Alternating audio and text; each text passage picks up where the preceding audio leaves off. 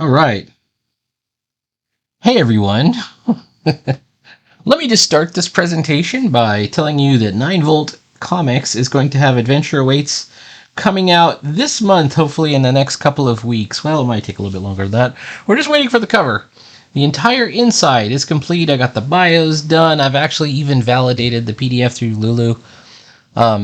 Once we have a cover and we get it through the system, this book will be available, so that will be the 10th volume of the 9 Volt anthology. That is 88 pages. It'll be $6.79, available at lulu.com when it's out. It's not there yet. And there will probably be discount codes available. The next 9 Volt anthology is 9 Volt Arcana, Weird Arcana, which is the magic themed one. And that's the one I'm working on right now, at least for my story for it. And I've just finished the 4th page of the opening prologue of the story. I'm guessing, I'm not 100% sure, I'm guessing I'm going to go to 16 pages. I'm hoping for 16 pages. I've got 4 here, and I haven't even shown the main characters yet. So in the prologue, this is about Stardust. This is a Prometheus Powers story, but Stardust is the Golden Age character from Fletcher Hanks. And in this story, Prometheus Powers and Stardust are they're related to the Titans. Stardust is actually one of the elder Titans, and then Prometheus Powers himself is kind of a younger Titan.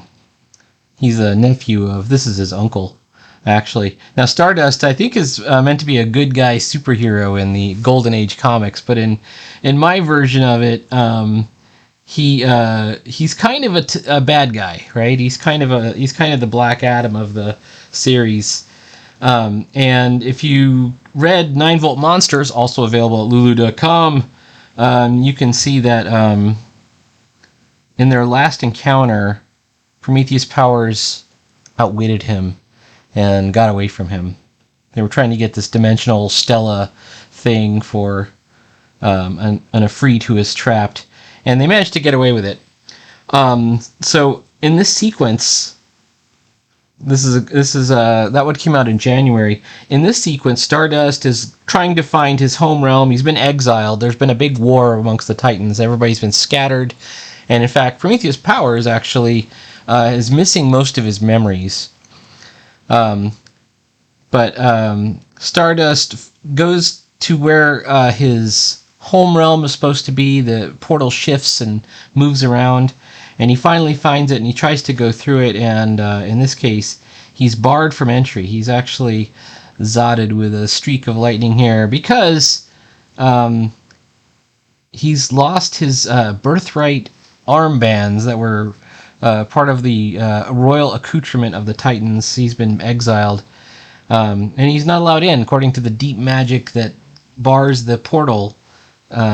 Anybody who isn't a royal is denied entry automatically, including him. So the Guardian appears and kind of explains that to him. This is what in literature is kind of known as a genie's bargain, where they fulfill the letter of the law and not the spirit, right? It's, if you wanted 1,000 pounds of gold, it'll drop on your head, right? So in this case, he explains, and he says the only way you could get a new set of armbands, and he goes, I'll just steal them. I'll make a new set. I'll steal them from one of my brothers. And he goes, that would not count. You must win them in combat. And he says, combat to the death, right? And it says, and Stardust, of course, who is thoroughly wicked and evil, says, to the death you say, and he laughs. So that's our whole opening sequence, and that's what kicks off the story, where we're going to have this epic showdown between Stardust and Prometheus Powers. Let me turn the grid off here. Turn off my drawing guide. And let's get to inking this thing. And I've been looking forward to it. I've got a little bit of a problem in that I think I made too big of a deal here. I think this should go here, and this should go a little bit higher up here. And I did this kind of thing right here, this little flourish. Well, what I'm going to do... Where's my technical pen? So we're going to move it all up. It's going to look fine. It's going to look fine, everybody. Relax. All right, so here's our opening sequence. Some people were actually confused. What? You're still putting out the 9-volt anthology? We never stopped. We do 3 issues a year. There was a year we did 2 issues. That was our slowdown year, and it was because my dad had passed away that same year, and that slowed me down by a bit, I will say. But he lived a long life. He lived a long, fulfilling life. Hang on one moment. Where am I? Layer 1. I want to get rid of this line. And it looks like I'm getting back a lot of nice real estate, so I'm glad about that in my penciled area. So let's bring up some of our stuff here. Somewhere, this is how we open the whole comic. Somewhere in the infinite wild of beyond space, in the ether between shards. So it's not even really outer space. It's beyond space, in the ether between the shards, right? All right, so we've got this. We've got our 2 panels. Let's just check them. Got to make sure. I'm going to take my pencils out for a second and make sure that all the panels look correct. No, they don't. There's got some problems right here. Oh, come on, dude. Layer 1.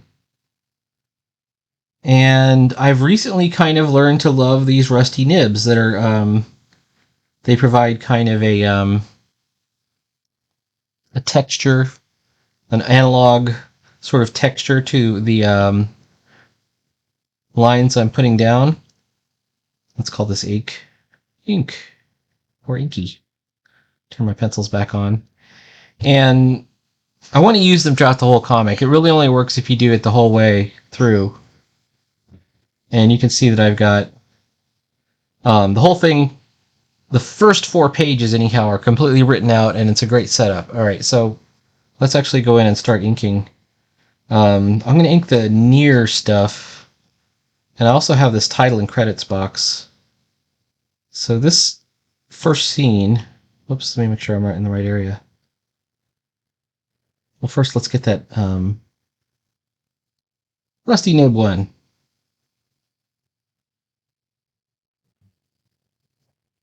I have a title and credits box. You guys know what a title and credits box is.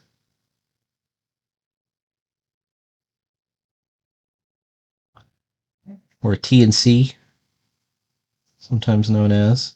And that's where you put your, like the artist and the inker and the writer and all that stuff. All those people are the same. It's me, so I'm going to go ahead and add text. Hang on. Story and art.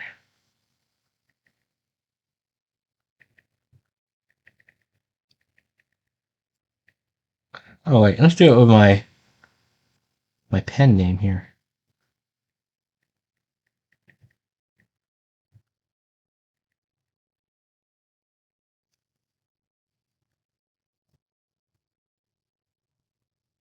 Select all. I want to fix the leading. 6 minus. I'm gonna be fixing this leading till the cows come home. Let's make it a 20-point type. We'll put it right here in this box right here. All right, let's get back to ink. So the way I've learned to do things is to draw from the foreground to the background, front to back, right? So that you've established your line weights in a sane way, we hope.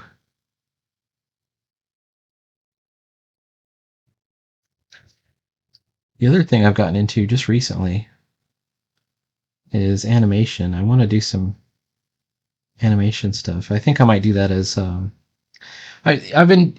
This is an ongoing thing. I've been trying to do some more. I do a lot of sketchbooking, and I've been trying to do some more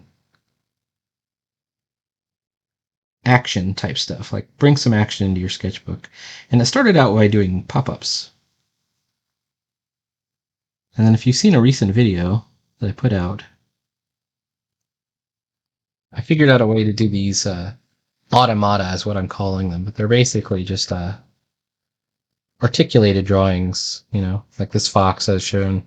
I just did this octopus here, and he's pretty cool because you can tug on his tentacles and it moves the other tentacle. Although it messes up. I gotta fix the eye. It's supposed to go behind the eye. Oh, I don't think I can fix that. And also, he's got googly eyes right here. See if you move that. Anyway.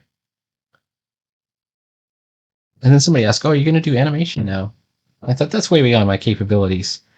And then I just like looked it up, and it actually is not hard. So let me show you what it looks like. It's not this one. I can't really show you here, but I can show you. Is it in my photos? Hang on.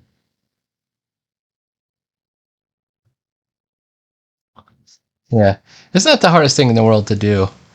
Um, and this only took like an hour or so. Once I figured out how to do the foreground moving, and it's not optimized here, but yeah, I could totally do some animated stuff. I think that might be a lot of fun.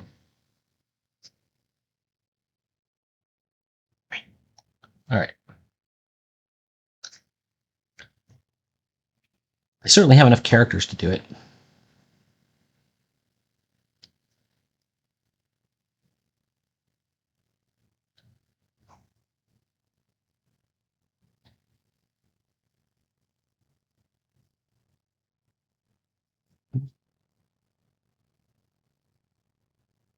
Nope.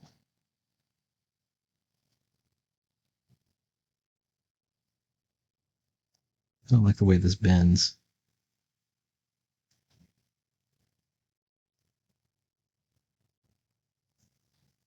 I was trying to create this sort of Jack Kirby-esque technology in the dimension pod that he's flying in. So when you last saw Stardust in one of my comics, he was helping out the Van Rune organization that had just gotten all of their portals collapsed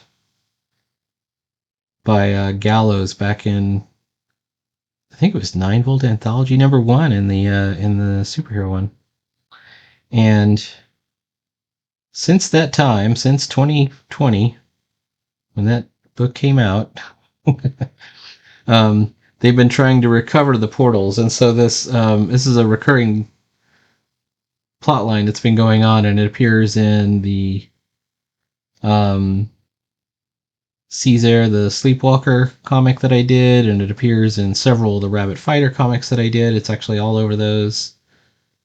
And it's in the second Adam Frankenstein. There's a that shows one of the Scourge, which are the square cube robots that those guys use.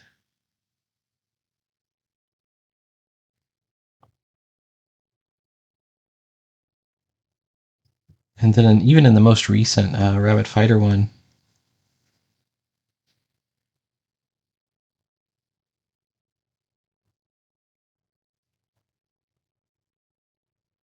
they cross over into Isolt's realm. And Gallows has been mortally wounded, unfortunately.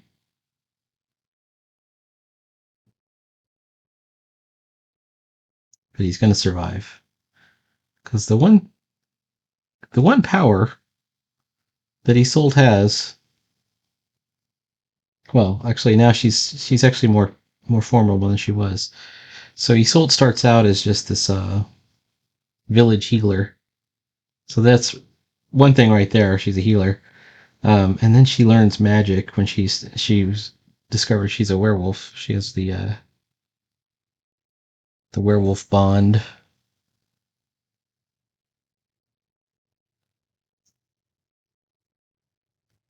And the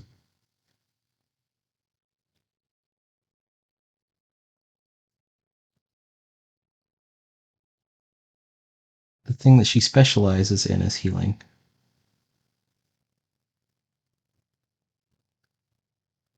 Like when her friend gets caught in the this burning tavern and she's paralyzed from having a beam fall from the ceiling on her. Isolde's even able to heal that. So I think she's probably going to be able to heal Gallows. I think he's going to be okay. Although people did get kind of mad at me that I had that happen to Gallows. He gets shot in the back. All right. And a famous scene.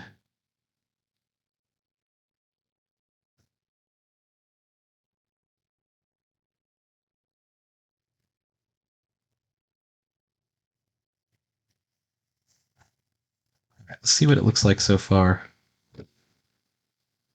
Crud. What are we at, 15 minutes?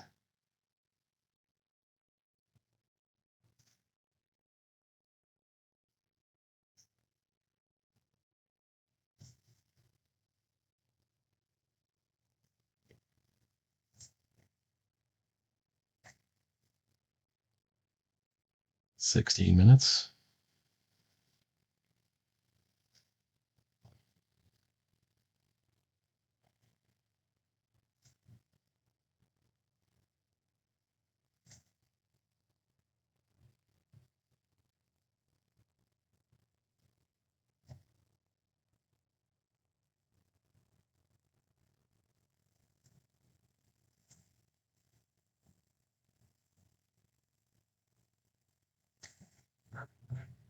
Okay.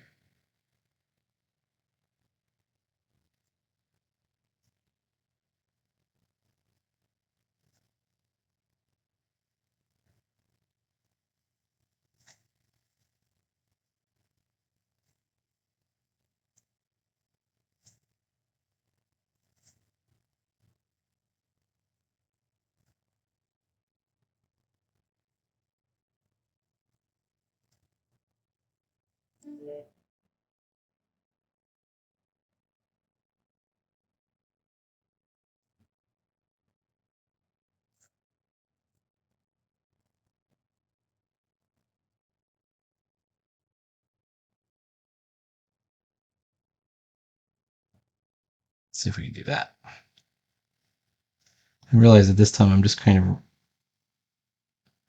riffing technology at this point, and I should just start moving on to the figures.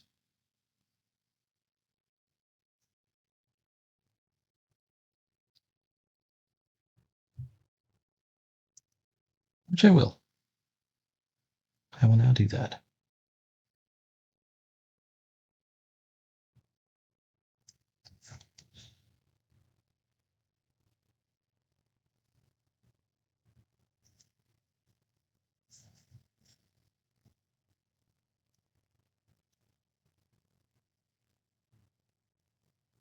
Okay. Bring our pencils back. Boom. So by having the foreground kind of established, we figured out what our closest line weights are, and then we kind of fade them back further and further back. This box over here I'm going to ignore right now, but it's got a there's a reference in here when he talks about Prometheus Powers escaping. So we've done like one of those old-fashioned. This happened back in this part of the story. Tells you what issue to look out for.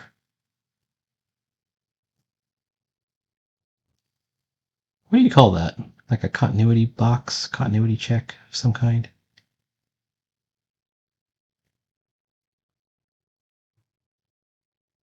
Something like that.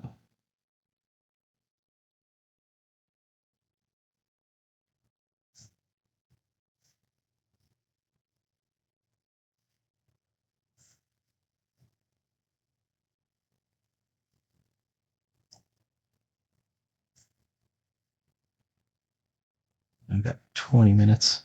May end this early. Might end this early. We don't know.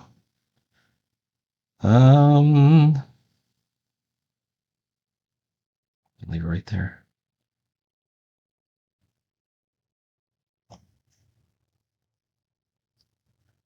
Having plenty of overlapping lines will increase our sense of depth.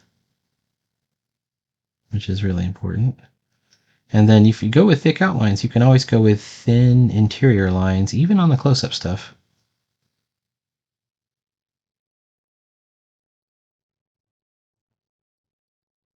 Like we can even do like a little geometric little jog like that.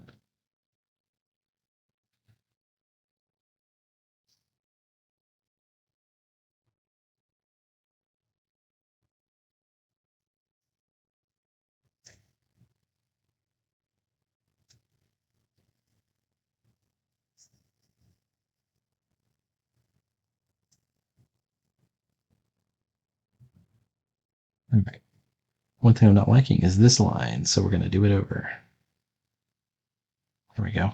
Much better. Let's take a look. Does that feel like 60s Marvel to you? Kind of? I mean, as much as I could get away with not being a pro or anything.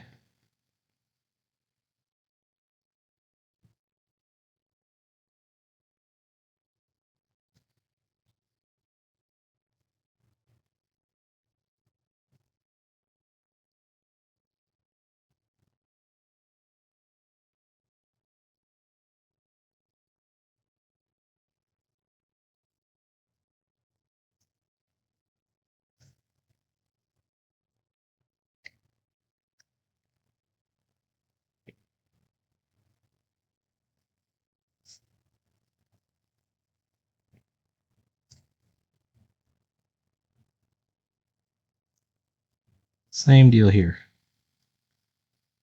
Okay.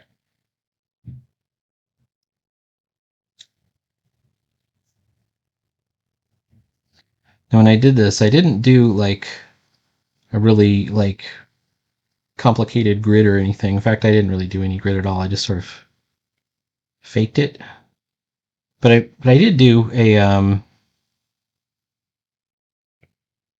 sort of the golden rule of perspective, in my opinion,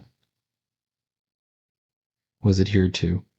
So we hope it more or less reads as correct. We hope.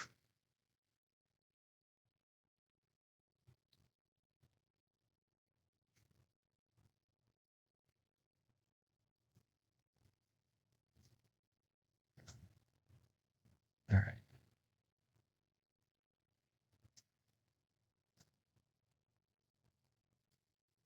What I'd like to do is I want to black in this one area. And even when we black something out, we can still go back in and add stuff with eraser. Like, doesn't mean it's blacked out forever. One of the benefits of digital versus traditional.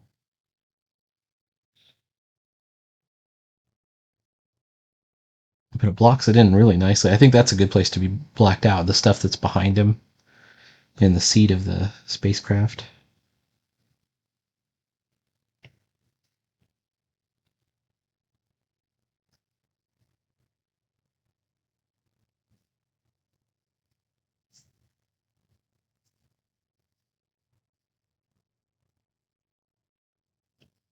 I'm trying to do all these irregular shapes.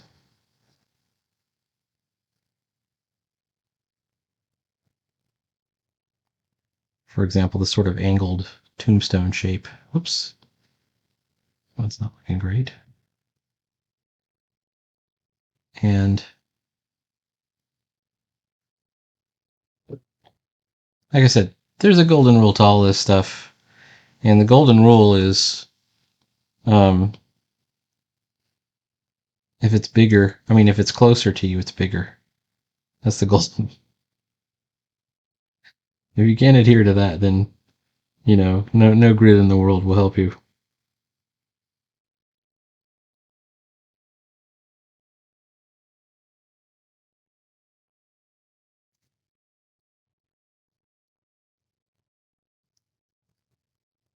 That's a huge tangent. There we go. We'll just cut it off. Now it's not a tangent. And there's all kinds of, when you have a lot of lines like this, it's just a perfect opportunity to sort of use them to reinforce whatever grid you want to. You're inventing new grids at that point.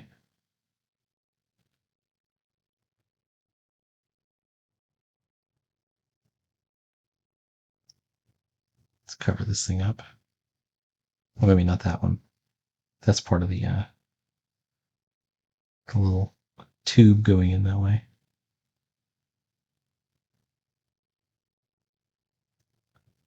I first came to this realization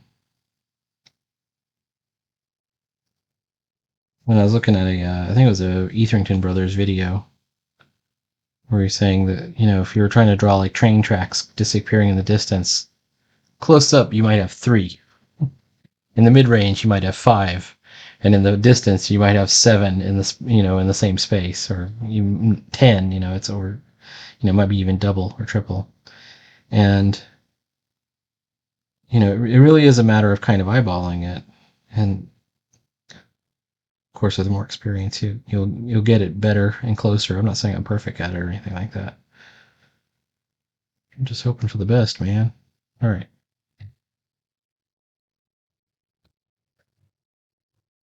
To me, this looks okay. Like, this is looking pretty convincing.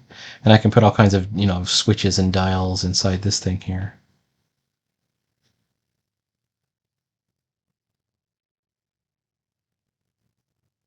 Or more tubes. So let's make this tube go over that tube. So it's like a tangle of tubes.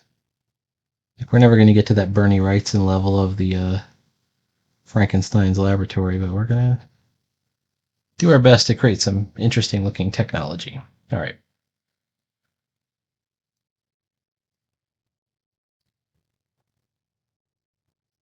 I'm looking at this and I know it's slightly off, but I'm okay with it. Okay, let's take this prism and just fix it a little bit.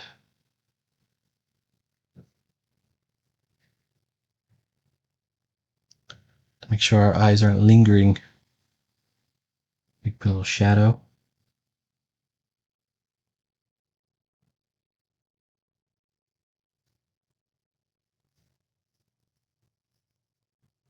I'm going to shadow right here.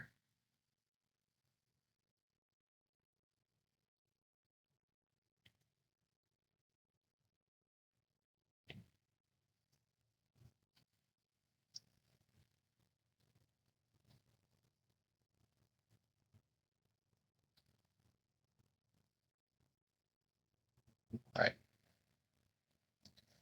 Bring it on back. How about this right here? I think, like I said, we might even, I'm at 28 minutes. I'm going to call it quits for tonight. I want to learn some more animation. I had such a good experience with the thing yesterday. Might be able to do music videos or something like that.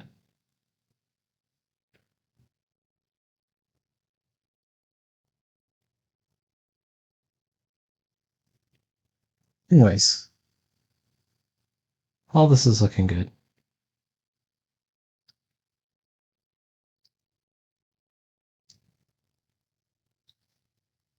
We can get to the figure on the next video. All right, please like, follow, subscribe.